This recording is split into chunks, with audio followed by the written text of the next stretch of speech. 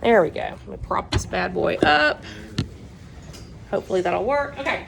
All right, you guys. So, let's see. When you go to my class, of course, the first thing you want to do is go to modules, and that kind of tells you what you're doing for the day or whatnot. All right. Now I'm going to go back to last week, and we're going to take a look at the questions on your quiz. Okay? Is there anybody in here who didn't take this for whatever reason? You forgot, or okay, good, like that. All right, so here are the questions. I'm gonna put this under edit. First question was your name. Everybody got that right, thank you. At least we got that going for us, huh?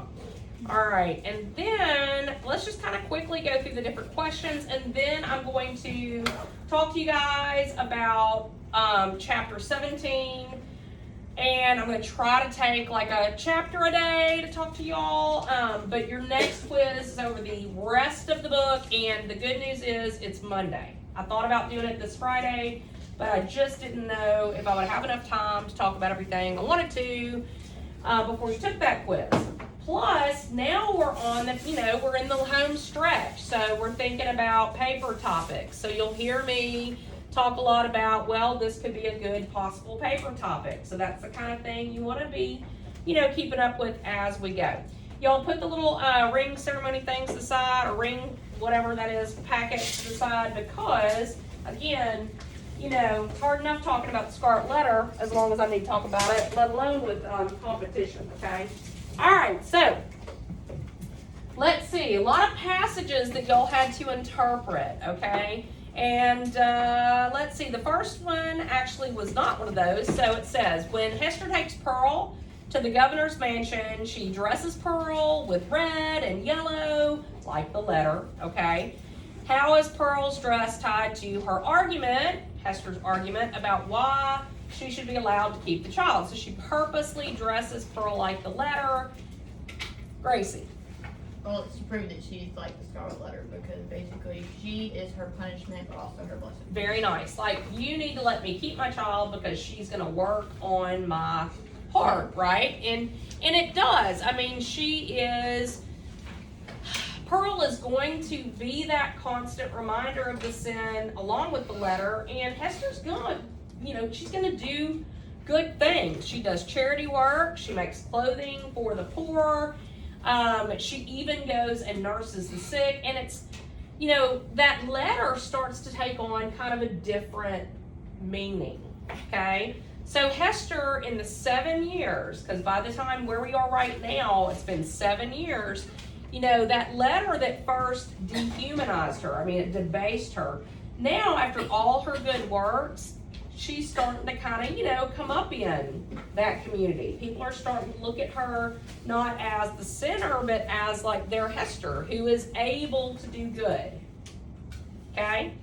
In the meantime, what's happening to Dimmesdale?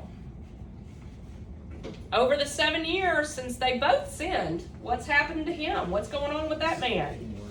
Getting worse and worse and worse. Not only is Shillingworth plaguing him, but we found out in chapter 11 that he is hurting himself. I don't know if y'all had a question on that or not, but in chapter 11 it talks about like the secret closet where he goes at night and takes the bloody scourge and like whips himself with it. And y'all, a scourge is like a whip, except it has like lots of different, leather, what are those, thongs? I don't know what you call them, but it would be incredibly painful. Even maybe sometimes they would have things tied into each of the straps of leather so that it would like attach to the flesh and peel it off. Yeah, there you go. And so bad things are happening, and a lot of times he's doing this to himself. He holds vigils, he fasts. He's become more and more sickly. And then what's going on with Chillingworth? He is all ed up with what? Evil, revenge. He becomes like a fiend, And so everyone's changing. All right, next question. In reply to her mother's command and entreaty that she would behave, Pearl paused to gather prickly burrs from the burdock beside a tomb. That gives you a clue as to where this takes place, right? And she, places these little birds along the letter A on her mom's chest. Now, why is it? First of all, where are they? Graveyard. Okay, they're outside of Dimsdale and Chillingworth's house, where they share a house.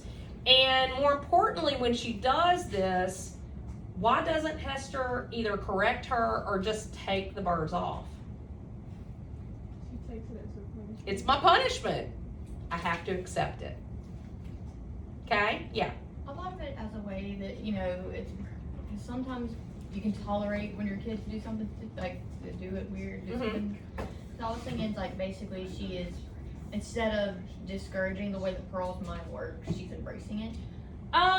Except that Pearl is, Pearl's got a specific role to play, and that is to constantly work on her mom's heart and to make sure she doesn't screw up and take up sin or whatnot. And so Hester, knowing that that's Pearl's call, that's what she's supposed to do, is gonna accept it. Now, we talked about that, so hopefully you guys got that right. And I haven't graded this class, Gracie, so I'll just have to look at your answer and kind of see what I think, okay? All right, moving on. The child whispered gibberish in the minister's ear and laughed. The minister says, "Dost thou mock me?" And the child says, "Thou wast not bold, thou wast not true, thou wouldst not promise to take my hand in mother's tomorrow noontide." Where does this take place? Scaffold, at night. Okay, this is when Dimsdale has gone out and he's decided maybe I'll get some kind of relief if I stand on top of the scaffold where Hester Prynne had to stand. Problem is, he chooses to do that in the middle of the night. And when his daughter says, "Will you stand out here tomorrow in broad daylight?" he says no. I cannot do that. He says, "We'll do that, at Judgment Day," right? Of course, I'll be dead. That's not going to do Pearl any good. So, it's at the scaffold. 4 main characters are present, y'all. It is, now Chillingworth may not quite be there yet, but it's definitely Pearl, Hester, and Dimsdale, that family of sorts. And she's really asking what of her father? Ready to claim her. Will you claim us? Yeah, will you claim us? All right, talking about change. Hester Prynne did not now occupy precisely the same position which we beheld her during the earlier periods of her ignominy. Years have come and gone, yada, yada, yada. 7 years have come and gone. And it says that, as is apt to be the case when a person stands out in any prominence before the community and at the same time interferes with no one, right? A species of general regard grows up in reference to her. It is to, I love this line, it is to the credit of human nature that except where its selfishness is brought into play, it loves more readily than it hates. Okay, so this is one of the few really positive things that Hawthorne has to say about human nature. He says, Hester, people start to change their opinion of her. We know that she's been doing good deeds. We know that she hasn't interfered with anyone's business in the town. And after 7 years, they start to see that letter as not being a curse or her sin, but a badge of honor. She's able to go into places and tend to the sick. They even think that letter A gives her maybe special powers that allow her to go tend to the sick without herself getting sick, right? And so they start to like her. They start to forgive her. And what Hawthorne's saying is that it's human nature for us to love more readily than what? No. Well, what's he say? I know it's really tiny. He says, it loves more readily than it hates. Okay? So, explain this rather long passage. People are changing their mind about Hester. They're seeing her as a good woman, not the scandal of the town, right? And it's human nature to do so. Again, I haven't graded y'all's yet, so I'm going to have to just look and see how thorough and, how close you were to that. All right, peace, Hester, peace, replied the gloomy man. Ooh, we got to find this one. Okay, go to chapter 14, go to the end of chapter 14, pull out a highlighter and a pen. Okay? pull out a highlighter and a pen. I want to mark this. Very, very, very important. So Hester, on that scaffold at midnight, she saw that Dimsdale was in a very bad way. He is sickly. He is losing his mind, too. You know, when he stays up all night and searches the reflection in the mirror, you know, holding those long vigils, I mean, he starts to like hallucinate and stuff. He is just in a really bad way, and she has decided that she can no longer keep her husband's secret. So she's going to go talk to the physician. She's going to find him alone. And let me see if I can find the right spot. It is the last two paragraphs of chapter 14. Find them. Okay? All right, so Hester approaches Chillingworth, and she basically says something like this. You were wronged by us. We did this to you. Okay? You've allowed our sin to affect you in this terrible way, because what is happening to Chillingworth through these 7 years? Vengeance has like darkened him and shriveled his soul. I mean, so much so that he is compared to the leech, the parasite, right? Or the devil himself. And so Hester's trying to say, you can just leave. You didn't do the original sin. We did. We harmed you. Why don't you just take yourself away and forgive and forget? He says, highlight this, peace, Hester, peace. Do you guys see it? And this was the passage y'all were supposed to talk about. Peace, Hester, peace, replied the old man with gloomy sternness. It is not granted me to pardon. I have no such power. My old faith, long forgotten, comes back to me, yada, yada, yada. By thy first step awry, thou didst plant the germ of evil. What does that mean? He's kind of blaming her here. You started it. Like when you strayed, when you stepped awry, you started all this business. You planted this, seed, right? Since that moment, it has all been a dark necessity. Ye that have wronged me are not sinful, seven a kind of typical illusion, neither am I fiend-like, like a devil, right? Who snatched a fiend's office from his hands. It is our fate. Highlight, put a big old star next to that, very famous. It is our fate. Let the black flower blossom as it may. So when she begs him just to leave, have a life. Stop spending all your time and energy on vengeance, right? Hang on, let me make sure I'm in this so they can at least see me. He says, I can't do that because it is what? It's our fate. We started down this path and now we gotta see it through. In other words, we've gone too far, okay? Then he says, go do with him as you will, right? Go thy ways, deal as thou wilt with yonder man. So he knows that she's going to go tell Dimsdale the truth. And he's okay with that, I guess, right? But he does not have it in him to forgive or to stop. He's basically given up his soul. Okay? All right, let's see what the last question is. All right, so this is supposed to say chapter 16, sorry. Had issues with my chapters. In chapter 16, supposed to be, Pearl's seen the forest surrounded by nature. This is when she and Hester are trying to kind of waylay Dimsdale, because Dimsdale has been gone. He is visiting a friend in an Indian village. They have to talk to him alone because they've really never been able to be alone with him before, and this one time in 7 years, it's going to have to be in secret, and the only way to do that is, of course, in the forest. And so while they're waiting, there is, actually that, and then the chapter before, there are lots of indications that Pearl is, very comfortable in nature. So the thing that specifically happens in 12 is that she's dancing along in the sunlight and she looks back at her mother and she basically says the sunlight doesn't love you, right? because Hester is in, she's not in the sun, she's in the shade, right? And so Hester says, but no, that's not right. I can be in the sunlight. She puts her hand into the sun, and in that very moment, the sun goes behind a cloud.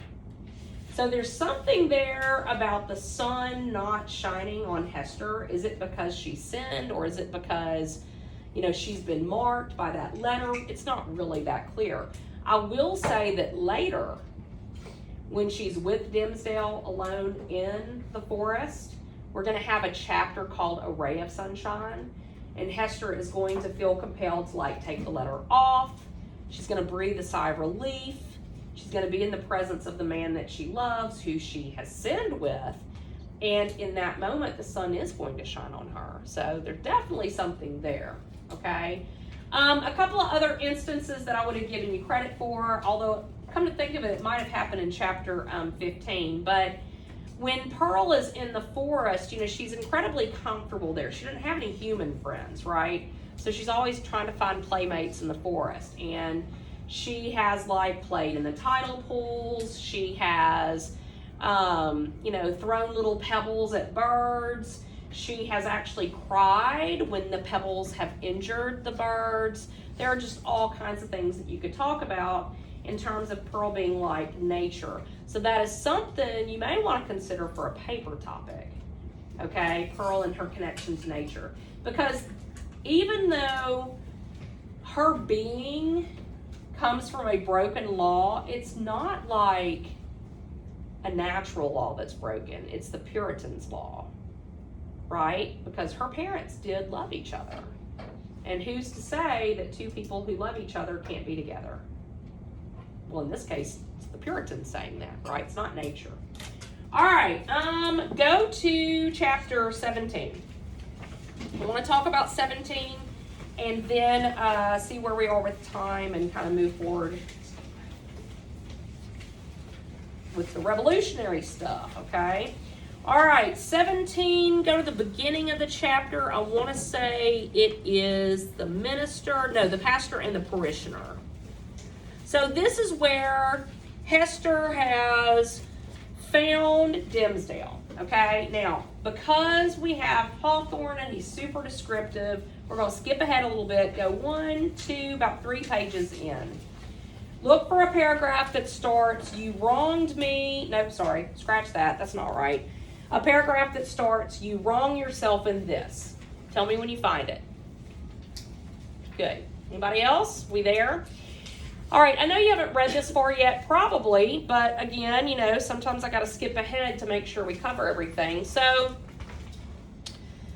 Pearl and Hester have found Dimmesdale. Hester is going to want to talk to Dimmesdale alone, so she sends Pearl off to play, and she confronts Dimmesdale. Y'all make a note. It has been 7 years since they've spoken alone. And that's really saying something, because the main reason she stayed in Boston was what?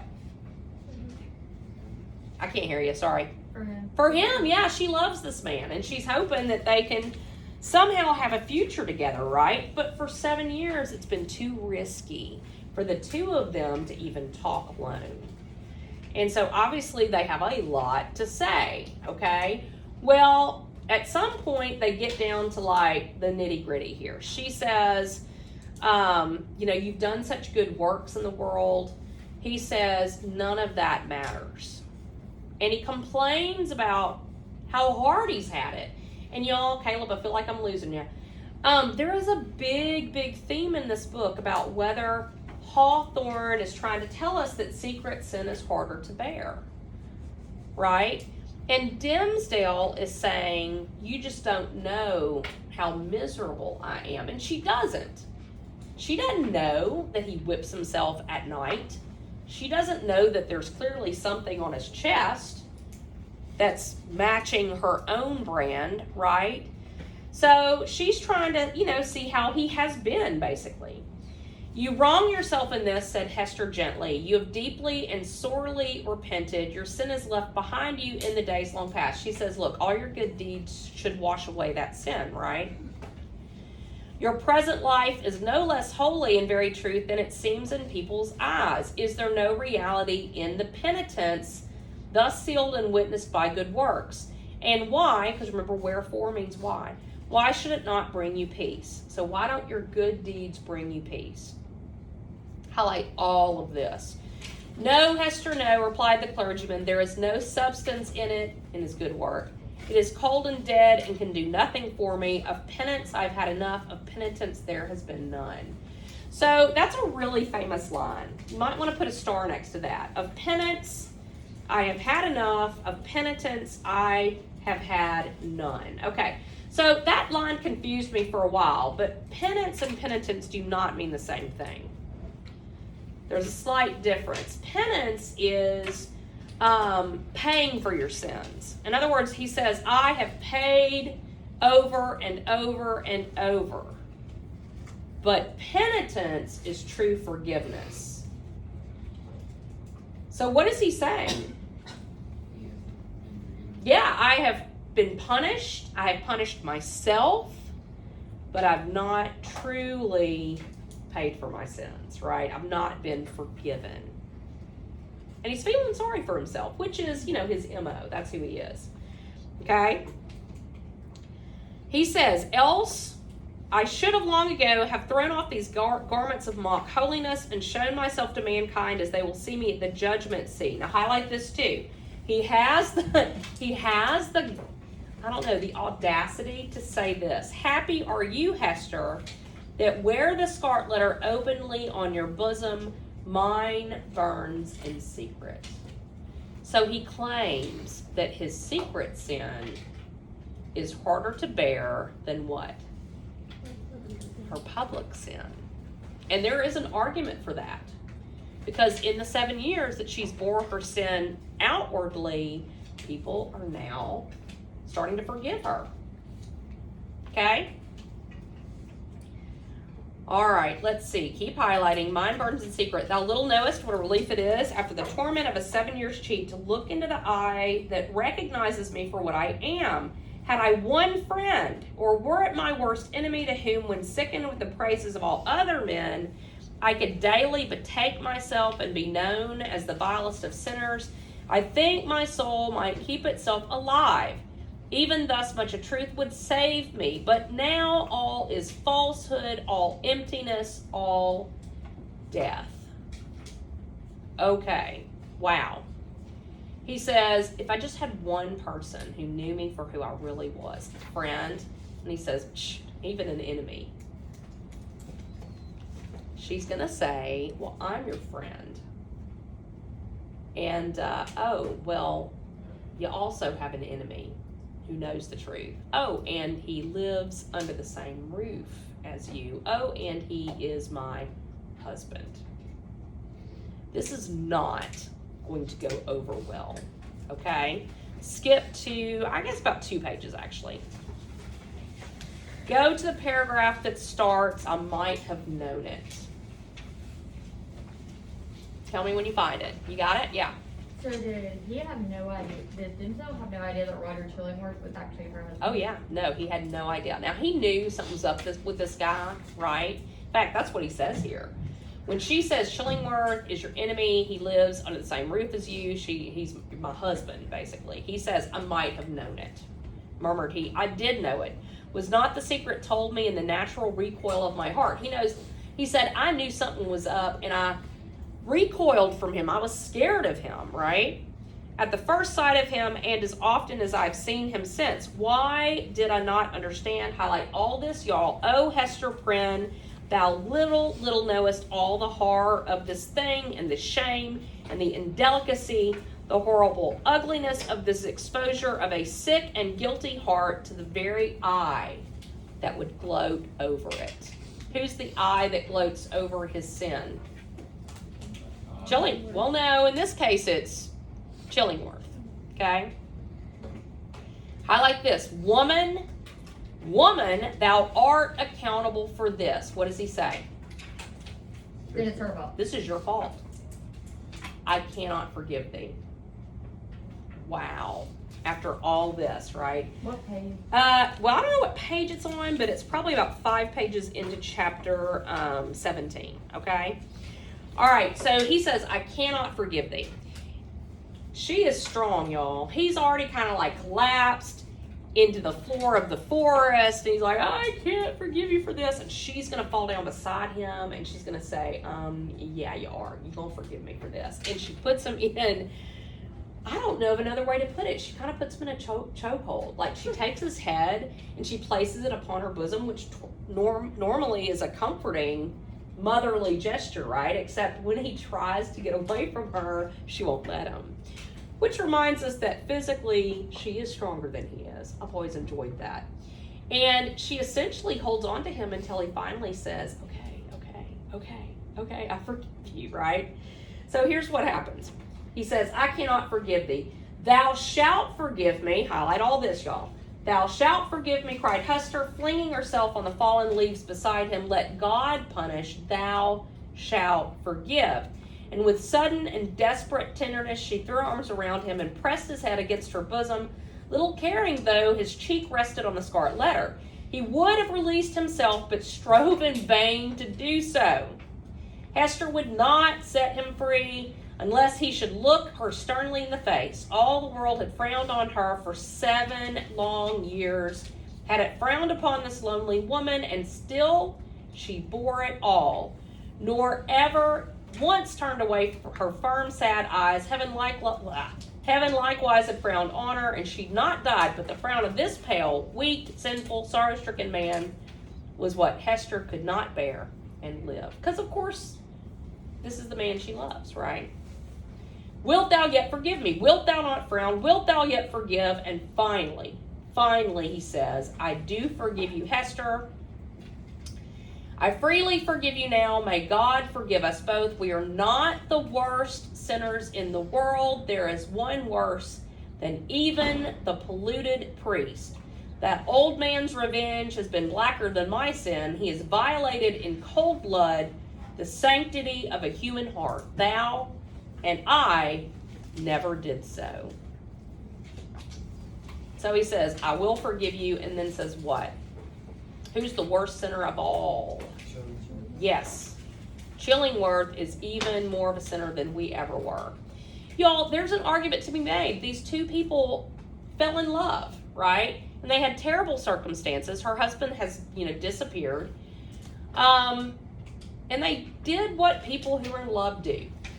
They did not break a natural law in being together. It was a man-made law. It was the Puritan law, right?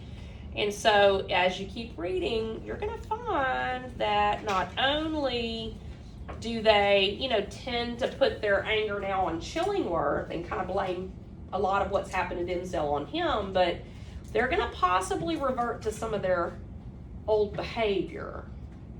They're also going to have a plan. They're going to put a plan together on how they're going to escape the Puritan society, okay? All right, set that aside. You picked up a sheet when you came in today.